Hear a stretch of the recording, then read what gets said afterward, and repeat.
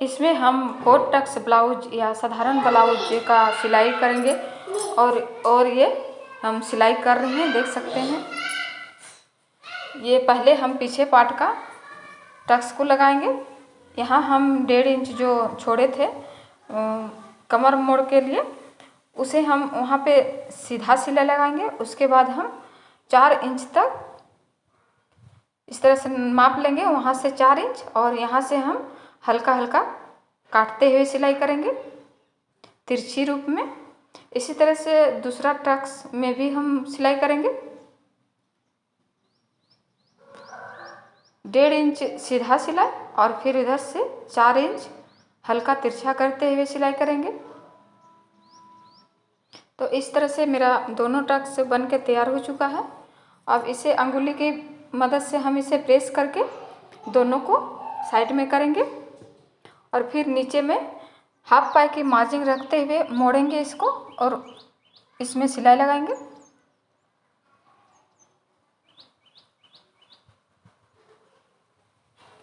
इस तरह से ये सिलाई कंप्लीट हो चुका है।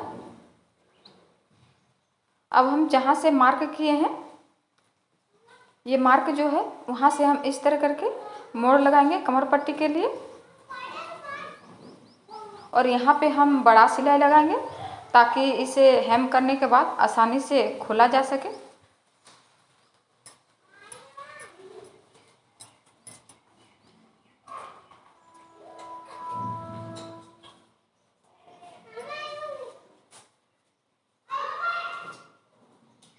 तो इस तरह से ये सिलाई लग चुका है। अब हम आगे पोर्शन का सिलाई करेंगे। तो इस तरह से मेरा टक्स लगा हुआ पॉइंट है, तो इसे हम दूसरे पार्ट में भी टक्स लगाएंगे। तो इसके लिए हम टक्स लगा हुआ कपड़ा को जिसमें नहीं लगा है उसके ऊपर में रख के इस तरह से एक बराबर उसके ऊपर में रख के इस तरह से दाब लगाने से वो उसमें भी ये आएगा, मार्क आ जाएगा। इस तरह से आ गया है, देख सकते हैं। तो हम इसी में अब सिलाई लगाते जाएंगे। हाफ पाई की मार्जिन रखते हुए इसमें तिरछी सिलाई लगाएंगे। जिस तरह से मार्क किए हैं उसी तरह से हम सिलाई लगाएंगे। इस तरह से एक टक्स मेरा लग चुका है। अब दूसरा टक्स लगाएंगे।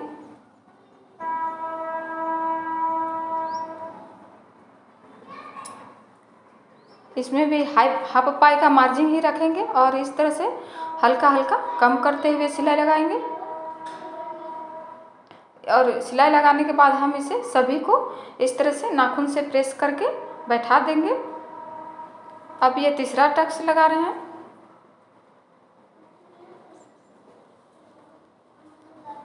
जो आर्म होल की तरफ है,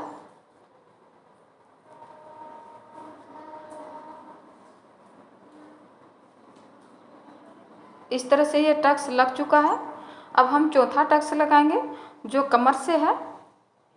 यहाँ पे भी हम उसी तरह से 1.5 इंच सीधा सिलाई लगाएंगे। इस तरह से माप लेंगे 1.5 इंच और 1.5 इंच सीधा सिलाई लगाएंगे।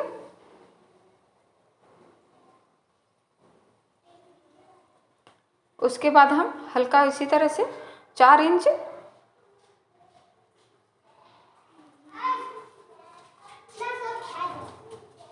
हल्का कम करते हुए सिलाई लगाएंगे। और इस तरह से मेरा चारों टक्स बन के तैयार हो चुका है।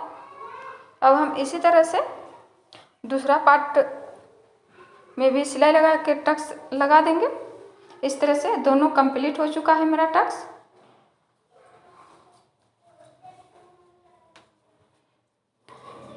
अब हम यहाँ पे हुक पट्टी और काज पट्टी लगाएंगे। तो पहले हम काज पट्टी लगा लेते हैं। ये हम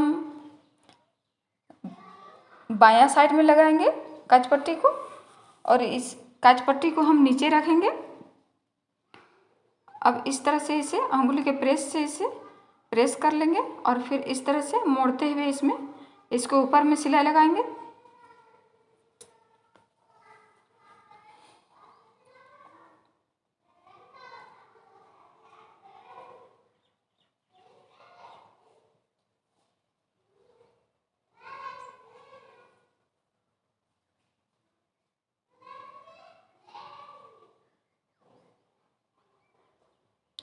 तो इस तरह से ये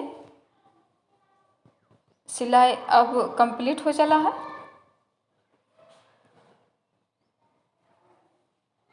अब इसी तरह से हम हुक पट्टी लगाएंगे।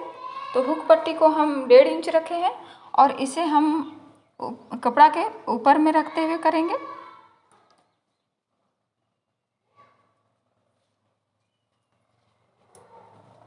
और इस तरह से हुक पट्टी अटैच हो चुका है।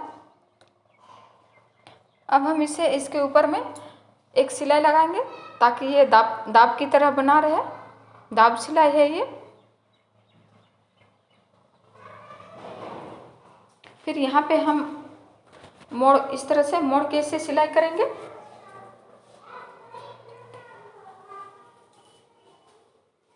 इस तरह से ये सिलाई हो चुका है। अब हम इसे दाब के लिए बड़ा सिलाई लगाएंगे ताकि ये हेम के बाद खुल सके। और इस तरह से हम इसमें बड़ा सिलाई देते हुए इसे मोड़ते हुए सिलाई लगा देंगे।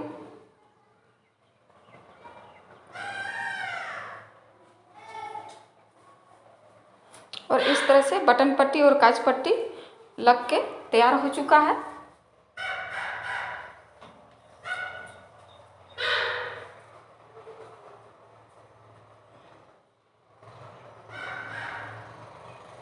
अब हम नीचे में कमर पट्टी लगाएंगे। तो इसमें हम जो कपड़ा छोड़े थे 1.5 इंच उसी में हम लगाएंगे। तो इसे इस तरह से मोड़ लेंगे पहले। उसके बाद हम जहाँ से मार्क किए थे कमर पट्टी के लिए वहीं से हम मोड़ेंगे और इसमें मोटा सिला लगाएंगे ताकि हेम के बाद हम खोल सकें।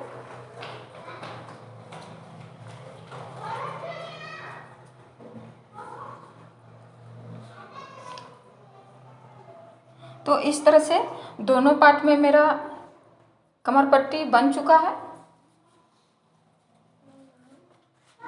और इस तरह से जो बगल में मेरा बढ़ा हुआ कपड़ा था उसे हम छाट के अलग कर लेंगे।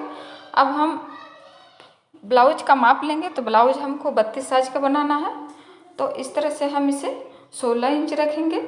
तो यहाँ पे हम 1.5 इंच सिलाई मार्जिन जो है उसी में हम सिलाई करेंगे।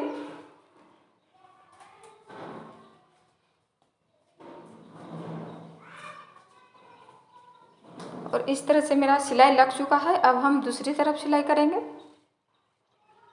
दोनों पार्ट को जॉइंट करते हुए ये सिलाई है।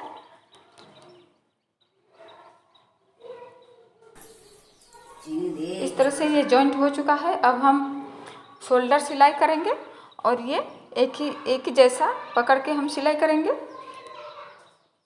बड़ा छोटा नहीं करना है। इस तरह से दोनों शोल्डर में सिलाई हो चुका है। अब हम बाँह लगाएंगे इसमें। तो पहले बाँह की सिलाई कर लेते हैं। पहले हाफ पाई की मार्जिन रखते हुए इसे मोहरी में मोड़ेंगे।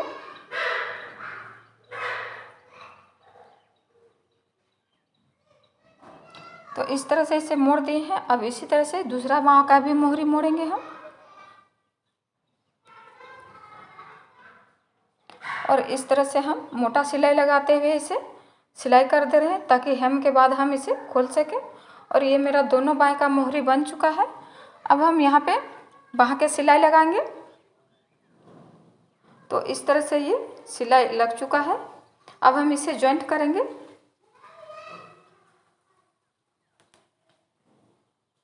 तो हम ब्लाउज को हम सीधा रखेंगे और बाँह को हम उल्टा करेंगे। और इस तरह से उसमें घुसाते हुए हम पहले मिला लेंगे, उसके बाद इसमें सिलाई लगाएंगे। देखिए इस तरह से मेरा मिल चुका है। दोनों सिलाई एक जगह है। अब हम इसमें सिलाई लगाएंगे।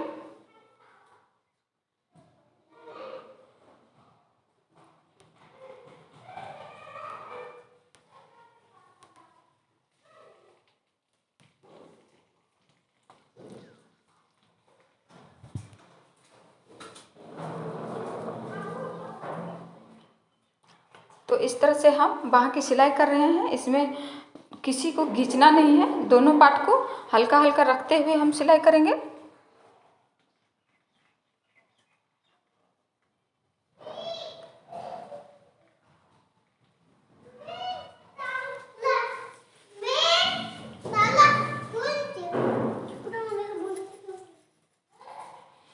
इस तरह से मेरा बाँह लग चुका है। अब हम दूसरा बाँह भी लगाएंगे इसमें इसी तरह से। तो देख सकते हैं दोनों बाँह मेरा बन के कंप्लीट हो चुका है और ये सिलाई भी एक ही जगह दोनों है। देख सकते हैं कितना सुंदर लगा हुआ है। अब हम गला पट्टी बनाएंगे। तो गला पट्टी बनाने के लिए हम दोनों काज पट्टी और हुक पट्टी को इस तरह से मिला लेंगे एक बराबर करते हुए। यदि इसमें बड़ा छोटा है तो इसे हम छांट के अलग कर देंगे। और ये हम गला पट्टी बनाने के लिए उरेबी कट कपड़ा काटेंगे। तो इस तरह से हम 1.5 इंच चौड़ाई में उरेबी कट कपड़ा काट रहे हैं।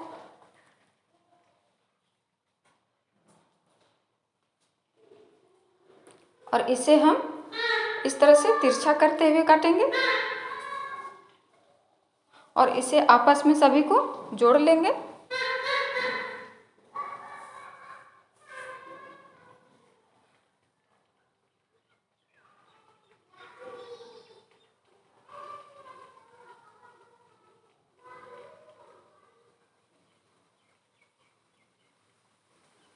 इस तरह से मेरा सभी जुड़ चुका है। अब हम इसे काट के अलग कर देंगे और इस तरह से देख सकते हैं मेरा पट्टी बन के तैयार हो चुका है। अब हम इसे ब्लाउज में जॉइंट करेंगे। तो इसे इस तरह से हल्का सा बाहर करके रखते हुए हम इसे जॉइंट करेंगे। और गला पट्टी लगाते समय हमें यह ध्यान देना चाहिए कि हम इसे हल्का सा घिसते जाएंगे, पट्टी को हल्का हल्का घिसते जाएंगे। इस तरह से मेरा गला पट्टी जॉइंट हो चुका है। अब हम इस तरह से मोड़ देंगे और इसके ऊपर में दाब सिलाई लगाएंगे।